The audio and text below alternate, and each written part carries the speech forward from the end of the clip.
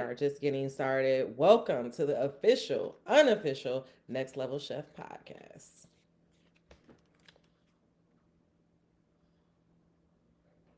Good morning, good evening, good afternoon. Welcome to the Dear Showrunners podcast. I am your host, Honest Am. This is a podcast where we talk about everything TV, and just a little bit of life. And this season, we will be covering Next Level Chef.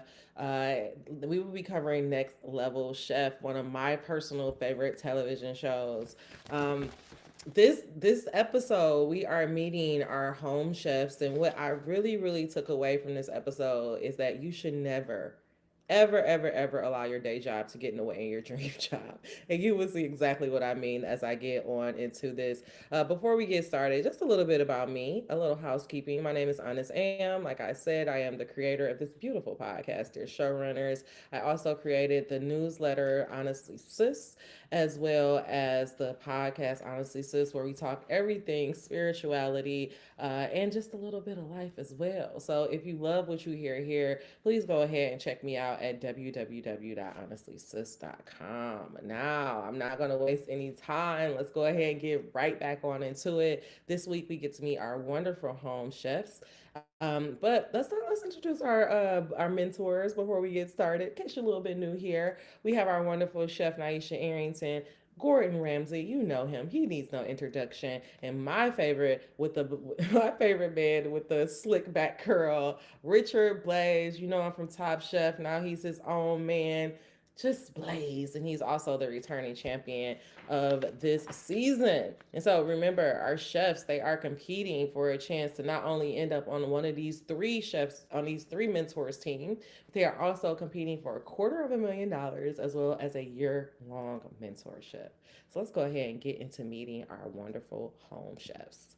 In the bottom level kitchen, we started off with Chef Naisha Arrington, and the challenge for this level is for our wonderful chefs to transform leftover dishes. Now, Richard said that you're going to fail this challenge if all you do is simply reheat the dish, and I'm going to spoiler alert. I feel like somebody did that.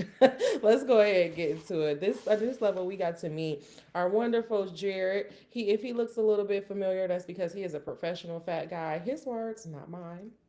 He was playing as an offensive lineman in the NFL for 12 years for 5 different teams. He started cooking when he was in college because he really didn't like the food that was in the cafeteria. And then when he was looking for a career change or what he should do after football, he actually ended up becoming the lunch lady for his kids' school. And so he does not have professional experience, but just from him wanting to eat well and work out, he transformed his own life through food, and he wants to do that for kids as well. Next up, we got to meet Michael. If he also looks familiar, it was so funny. Reps was like, I know that guy. I know that guy. He looks familiar. If he does look familiar, Michael is the blue shirt dancing guy. The blue shirt dancing guy from the University of Tennessee. He is a choreographer for local high school musical departments, and he has been cooking for over 20 years. He called that his way of personally stress relieving. That's how he get his stress relief. And I totally agree. I love cooking because it is something about just going in there and making yourself a good ass meal. So I totally love Michael. I love his energy. Musaka pop pop. Musaka pop pop. Next up, we got to meet wonderful Earl. Earl is a police officer and he works in security in school. We got a lot of stuff with schools this round. He is a father. He said he is a father to one, but a stepfather to thousands and many, just because of his profession. And he started cooking after him and his wife got a divorce. He had to, feed his kids. He had to feed himself, and that's really where he started to get his love for cooking. And so we are going to start off with 8 home chefs, and by the end of this competition or this episode, we will only have 5 to go into the draft team. So our top dishes that came out of this bottom level is Amber. We got an Amber on here. Amber, she made this beautiful flatbread curry. Jared, he made this wonderful canned ham and mac and cheese. Best mac and cheese. I would have never, ever in a million years thought that mac and cheese came out of a box. He did put a little bit of ranch in there, so maybe I need to experiment at home and see if I can recreate that dish. And then Emerson, he made this beautiful pork fried rice that did not look like it came from the bottom level kitchen. Very vibrant, and the judges said that it was very, very tasty. Our bottom dishes out of this level was Earl. Earl made a lasagna spring roll. Guys, doesn't that just sound like he just reheated the leftovers? He even put the noodles in the spring roll. Like, Earl, what were you thinking? Like, maybe if he would have took the noodles out. But also, it's like, like, how do you repurpose lasagna? Make it soup? I don't know. Maybe that was challenging. But yeah, Earl was at the bottom. And then we also had Michael, who had his chicken moussaka. Moussaka. But we end up losing wonderful Michael and his wonderful personality. And I just love his energy and how at the end Chef Naisha Arrington told him, like, do not allow this to define you. And he said that he won't. Like he won't. He literally danced on his way out of the kitchen. And he said, whenever you are in doubt, dance it out. So hey guys, whenever you're in doubt, just dance it out. Dance it out. Dance it out. All right, let's go to our middle level. Our middle level kitchen. This is where Ramsey came on out. In the middle level, their competition was all about making a dish that you would make for one of your loved ones. So this is a dish that the judges were looking for to just be full of love and to be full of flavors. In this middle level kitchen, we end up meeting Elise. If she looks familiar, we gonna talk about that at the end because god damn, I don't, excuse me, I didn't mean to cuss like that, but GD, is it just me or is this feels like the most celebrity or celebrity adjacent, known people adjacent cast that we had in a long time. Like the audition round, I mean, it had to be tough, tough, tough competition. But anyway, so we got to meet wonderful Elise. She covered the NFL. This will be her 13th season. She is a female broadcaster, and because she was a female broadcaster in a male-dominated world, she never really wanted to let people know about her true passion for cooking. But she says she is the top chef in her home, and that her kids is her little bitty sous chefs. I love that as Elise was talking, she also had a lot of positive self talk. She said she never made a naan before, but she makes all of her sandwich breads and stuff at home, and so she made a naan for the first time in this competition. And because it was like, I guess she was just struggling. I'm personally going to figure out how to make a naan from scratch. But because she was struggling, she was just telling herself, like, you got this, Am. You got this. You not Am. You got this. That's what I was saying to myself. She was just saying, like, you got this. You know what you are doing. And then another thing I want to point out is that Elise was actually inspired from Amber making that naan. Amber said that that was her emergency bread recipe, and she had to bust it out in the first round. And Elise was like really inspired by that, and so she wanted to do a naan in this round. And I will say, I feel like she kind of lost the whole purpose of the competition because it's like, is this something that you would make for your loved ones, or is this just a dish to get out? That's neither here nor there. But this really just shows you that sometimes iron shopping earns. Like sometimes when you are in this competition, just being in a competition in itself, it forces you and expands you out of your comfort zone. And Elise was able to make a naan for the first time on national television for this competition, and the judges said that it came out amazing. So that's just something for you to, maybe you may be on the sidelines thinking about either putting yourself in a competition or being like, well, what do I need to do it for? Do it just to expand yourself and to expand your skills. Next up, we got to meet Diana, this beautiful, it's something about her. It's just so her energy was just like so lovely and so vibrant. She really talked about how her mom was a Mexican home chef, and that when her mom was sick, she was just writing down all of her recipes, and as she started telling her friends her story, her friends said, hey, this is a book. And so she turned this into a cookbook, and that's how she ended up on this television show. I think that one of her monikers is like Mole Mama. But she was just like a very fun, vibrant personality. I love her little pink flip hair, and she had like these little cute little chuck. I'm like, okay, I see you, like a fly little older lady. Love Miss Diana. And then we also got to meet Daniela on this level. If she also looks familiar, that's because she has been on Rachel Roy and all types of cooking shows. When she was pregnant, she started cooking around the time when she was pregnant. She was really broke. She said she was like on government assistance, and her baby just did not like the food that he was receiving, and so she took a risk and literally used like her last $2 or $3 to make her baby some homemade food, and he ended up loving it. And from there, she got the idea to not only cook the dishes for her baby, but also to make a cookbook. And from her self publishing her own cookbook, she started going on television shows, and her life just completely changed. And so just that alone is inspiring, that she went from being this self-published cookbook author to being on television shows where Rachel Roy said that she is somebody who knows what it means to choose between toilet paper and potatoes. And I just love Daniela's story, and it's just overall really, really inspiring. And so our top dishes that came out of this middle level kitchen was Emerson. He made this beautiful shrimp scampi with lemon and lemon sauce and capers. He said this actually a dish that ended up winning his wife over. It's actually a dish that I'm like, I have spaghetti, I have lemon. All I'm missing is some capers. Like it's definitely a dish that I want to go in there and make right now. Amber again came out. She made this beautiful clam with white wine dish. It looked so visually pleasing. And Gordon said, this is a restaurant quality dish. This is their $30 entree. I mean, he put a price tag on it. That man, that man know his stuff. Okay, y'all can stop playing around with Gordon.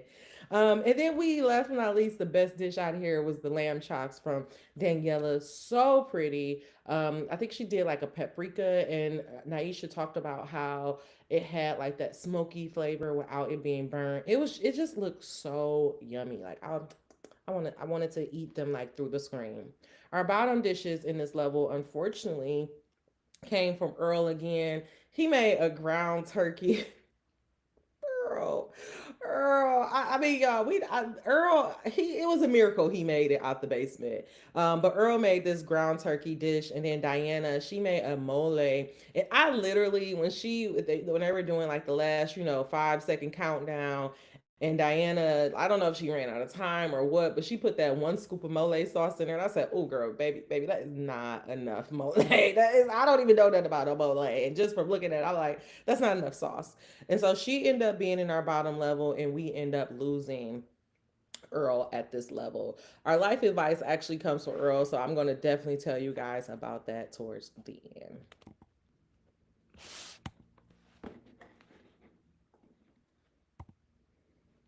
Our top level, we go back up to Mr. Blaze. In this level, the challenge for our competition, the challenge for our chefs is to make a dish that they will want to feed their heroes or somebody that they really care about. In this level, we got to meet Emerson finally. I love him to death. He's definitely somebody I'm going to be looking out for. He is a girl dad. He said everybody in his household is a girl, even the goddamn dog, even the dog, even down to the dog, and he absolutely loved it. He's an IT manager by day, but a dad who cooks on a grill by night. He grew up in the Philippines, and he said that he just really wants to show his girls their heritage, and so he knows how to cook all types of dish, but he really, really wants to highlight his heritage. Which I mean, just from his sauce work, as Naisha said, his sauce work alone was amazing, and it actually had me very excited to see how he's going to do in this competition. I really hope he go far. I love his mustache. I just love everything about this man. Then we also got to meet finally Amber. I promise I'm not going to be biased, but I love her. I'm sorry. I love her. I love her. I love her. I was going to say I never met a bad Amber, but I have met a bad Amber before in my life. But this is not one of them. Absolutely love Amber. Amber admits to us that she had a very interesting dynamic growing up. Her father was in the military, and he had to be deployed, and so he spent a lot of time away from the home. Her mother struggled with mental health issues. And because her mother was struggling with mental health issues, by the age of 14, she ended up in a foster care. And her father really fought back to get his family and get his home together. And so when she got out of the foster care and reunited with her father, uh, lo and behold, I'm sure her father didn't know how to cook. And so it's like a little bit of that Bella Swan. She started to cook for herself and for her father. And that's really where she got her love for cooking. I mean, I told you guys all about her. She bust out of that homemade naan bread. She made a curry based off of some darn on rib, some off of some beef tenderloin. I mean, some beef tips, or it was like, oh, spare ribs. She had spare ribs and she made a curry out of it that looked restaurant quality. So we just got to keep my eye out for them. I'm going back to my theory. Yes, I am. I sure am. I'm going back to my theory that we met Emerson and Amber towards the latter half of this episode. And I really, really think that means that these two are going to go very far in the competition. So let's keep our fingers crossed. Now, the top dishes that came out of this level, I will say Elise Swordfish. Naisha really loved how she paired her spices, and she said this is exactly how she likes to eat her swordfish. As well as Daniela made this beautiful crispy chicken. This beautiful crispy skinned salmon with some farro on top of it, and then of course Emerson pork abole. I think I'm saying that right, but he made this dish that Naisha said his sauce work was amazing. Amber dish was visually pleasing, but she forgot to like actually she didn't have enough sauce. Her sauce ended up like thickening up on her because it was like honey, and so that landed her in the bottom. And then Daniela, our not Danielle, Diana, our mama with the pink hair, she had some undercooked chicken, and I just think like by the time she got out of that middle level, I just think she was just so frazzled and she wasn't able to recover. Like she was moving very slow. She was just like looking like a deer in headlights a little bit. And so I was definitely a little bit worried about Diana, but we end up losing her, securing my girl Amber's spot. She literally started crying. I was like, oh, I love her. I hope she goes far. I want her to win. You could tell like this competition meant a lot to her. One thing that she said in her package was just that when she was in foster care, and when she was growing up, she used to think like nothing good would ever happen to her, and like now she's on this competition. And I just hope like if you're listening to that even if you're going through a bad time in your life, as long as you are alive, there is a chance for your life to get better. There's a chance for you to grow and to expand and to end up in places that you would have never ever thought. So just be inspired by that and still go after your dreams no matter how it looks to the outside world, because you never know, you may end up on next level chef. Okay. All right. Our final thoughts. Let's talk about our life advice. Our life advice this week is coming from Earl. Earl, when he was in that middle level, he grabbed some ground turkey and some cucumbers, and he just threw some ingredients together. And when Gordon asked him, he said, "Okay, so like, what is your dish? What are you gonna do?" He was like, I'm just gonna wait, watch you come together." Literally, me and Blaze said at the same time, mm-mm. Like, this is not going to work. You have to have a vision, not only for your dish if you are in a next level competition, because if you don't have a vision or you don't have an idea for what you are working towards, how can you create it? Like, how can you work towards something if you don't even have a vision for it? And so let's learn from Earl this week and know that you have to have a vision for your life. Even it doesn't have to, you don't have to have all the tiny details out, but you can just have a broad vision of where you want your life to go or what you want to do, and then just start moving in the direction of that dream. When you just start moving willy-nilly or you start doing stuff, that's when you have unalignment. That's when you get discontentment. Denzel Washington have a quote that I love so much, and he says, "A dream without a goal is just hopes and wishes. Like, it's just wishes." And so, if you have a dream for your life or a vision for your life, that's the first step. Then you can break it down into baby steps and just start working towards it. And we can see that translate in life as well as in this competition, because Arrow did not have a vision or even an idea of what the dish he wanted to create it. By the time the chefs got it, it just literally was a bunch of ingredients, and we end up losing him in this competition.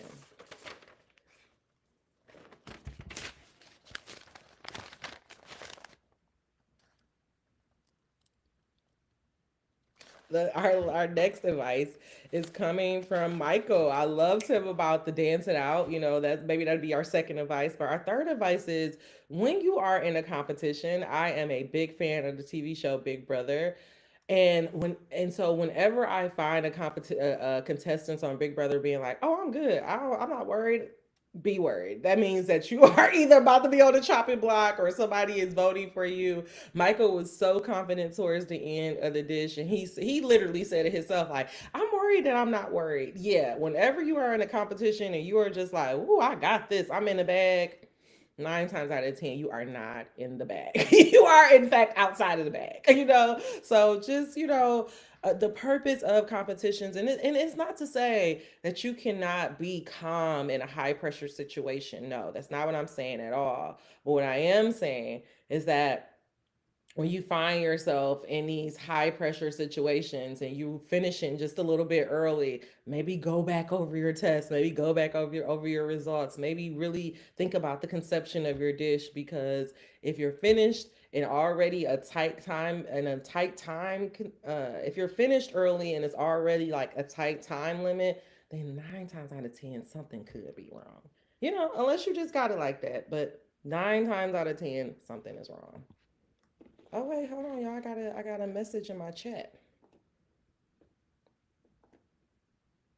Hi.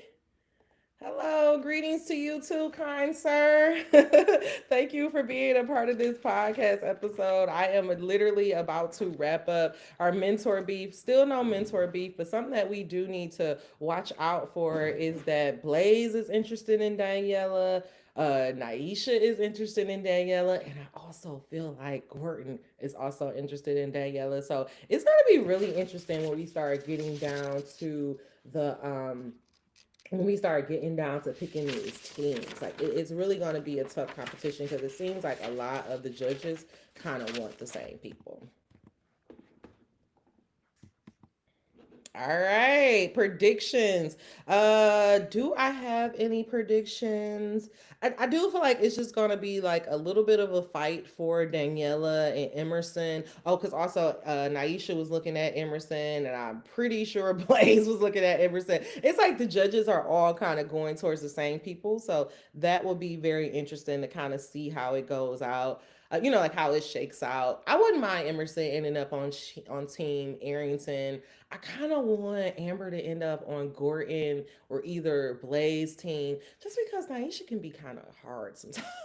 She can be a little bit rough, and I kind of want my girl to be in, just be with a mentor that's really just gonna nurture her and help her get to that next level. But maybe they may be Naisha, so who am I to say? That's my predictions for this episode. I will say, um,